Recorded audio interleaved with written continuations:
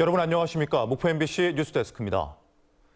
경쟁보다는 협업과 창의력을 일깨워주고 도전 정신을 키우기 위한 행사가 열렸습니다. 학생들은 상상만 해왔던 것을 직접 만드는 과정에서 일부 어려움도 겪었지만 친구들과 함께 새로운 방법을 찾아가며 창의력을 마음껏 뽐냈습니다. 박종호 기자입니다. 페트병을 밟자 로켓가 발사되듯 구조물이 하늘로 오르면서 구슬이 자유낙하를 시작합니다. 떨어진 구슬은 다른 구슬이 이동할 수 있는 힘을 전해주고 마치 블랙홀에 빠진 것처럼 원뿔형 종이 안으로 들어갑니다. 원심력과 중력의 힘을 이용해 구슬이 종이컵을 타고 다른 곳으로 이동합니다.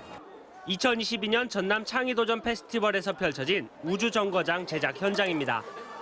학생들은 빨래 건조대와 다양한 재료를 가지고 5개의 구슬이 마지막 도착점까지 모이는 경로를 상상하며 길을 만들었습니다.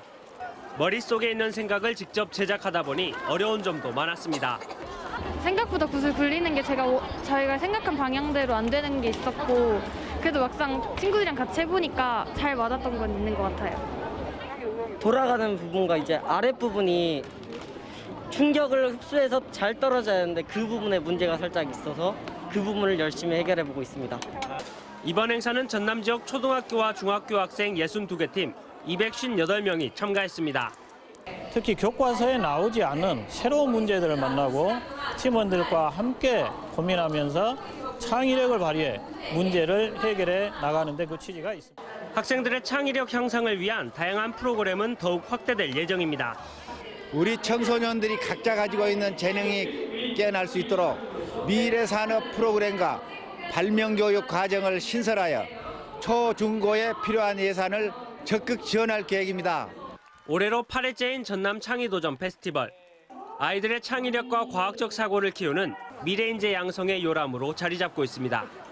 MBC 뉴스 박종호입니다.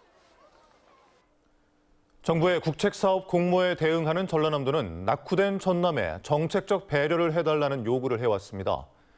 하지만 전라남도는 시군을 대상으로 하는 자체 공모에서는 중앙정부에 이야기했던 논리를 적용하지 않는 이중적 태도를 보이고 있습니다.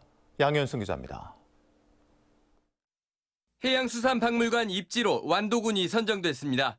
당초 평가 기준이 공개된 뒤 경쟁 시군들도 어느 정도 예상했던 결과로 받아들이는 모양새입니다. 대상주 접근성이 좋으며 주변의 기반 조건이 양호하다. 하지만 1차 평가 결과 완도군, 보성군과 함께 3배수 안에 들었던 신안군의 허탈감은 큽니다. 천사대교로 중부권 섬까지 육지가 된 만큼 더 이상 접근성이 좋지 않아 원천 배제됐던 과거와는 상황이 다르다고 믿었기 때문입니다. 1969년 분군된 이래 국공립기관이 한 번도 유치된 적이 없고 전남도의 지역균형 발전에 철저히 소요되고 있어 매우 유감입니다. 전남도는 공정한 평가에 대한 신뢰를 위해 평가표를 공개해야 할 것입니다. 7개 시군에 치열했던 해양수산박물관 유치전에서 신안군이 내세운 핵심 논리는 전남 권역별 균형 발전. 2조 원대 세계 박람회를 개최했던 여수시, 1,800억 원짜리 국립난대수목원을 가져간 완도군, 4천억 원짜리 기후변화 대응센터를 유치한 해남군, 500억짜리 전남 공무원 교육원을 아는 강진군 등을 따져볼 때 거대 공모사업 불모지였던 신안군을 배려해달라는 것이었습니다. 이 같은 신안군의 호소는 중앙정부의 공모사업을 대하는 전라남도의 태도와 닮아 있습니다. 전라남도는 지난 2020년 차세대 방사광 가속기 유치에 사활을 걸었습니다. 그리고 국토 균형 발전을 위해 전남에 정책적 배려를 해달라고 중앙정부에 요구했습니다. 하지만 끝내 충북에 밀렸고 전라남도는 중앙정부의 균형 발전 의지가 약하다며 발끈했었습니다.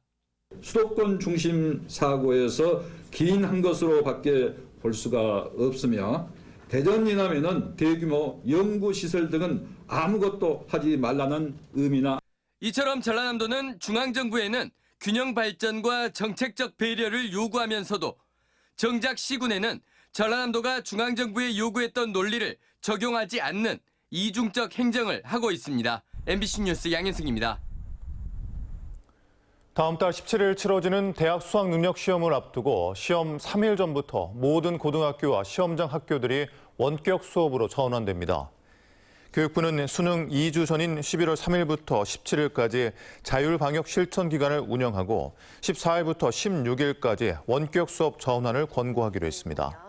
또 수능 다음 날인 18일도 감염병 확산을 막기 위해 원격 수업을 권장한다고 밝혔습니다.